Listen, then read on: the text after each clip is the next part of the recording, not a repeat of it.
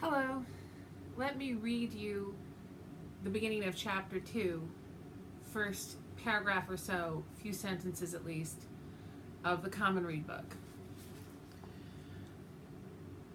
She couldn't get lost. Every time she came to the big chilango, she trod softly, because that was not the place she wanted to leave her mark, and she told herself repeatedly that she couldn't get lost.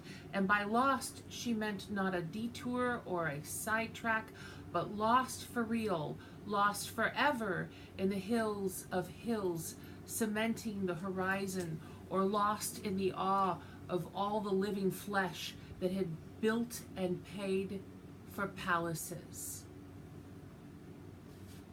What does the word lost mean? What does the word lost mean in this whole book by Yuri Herrera? What is the author saying about losing ourselves? This is one of the ideas that recurs throughout the book, and an exegetical reading of the book will help a person understand not just the plot points. It's pretty easy to trace a plot point. Let me give you an example from fairy tales. You all know Goldilocks and the Three Bears. You could tell me the plot of Goldilocks and Three Bears. A girl named Goldilocks goes to this house where the bears live, but the bears aren't there, and she tries a few items in the house, and she determines that they're to this or to that, and then she finds something that is just right. If I wanted to be deeper than most of us were when we first heard the story Goldilocks, I might ask, what could possibly just right mean? And who is this girl who feels entitled to seek somebody else's stuff to find out if it is just right? How did she feel she was entitled to do this? And are we sorry she gets chased away by the bears? In some versions of the story, she gets eaten by the bears. Is that a bad thing? Or are we kind of rooting for the bears to get back their property? We could have a conversation about this.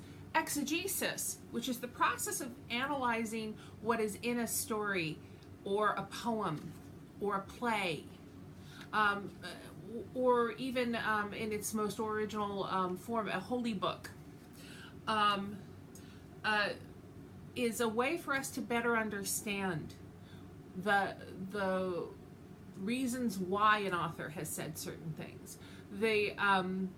The way in which a book communicates beyond simply a plot, the deeper meaning of things, reading, as sometimes it's said, between the lines. That's what exegesis is, and you will be doing for this book an exegetical essay.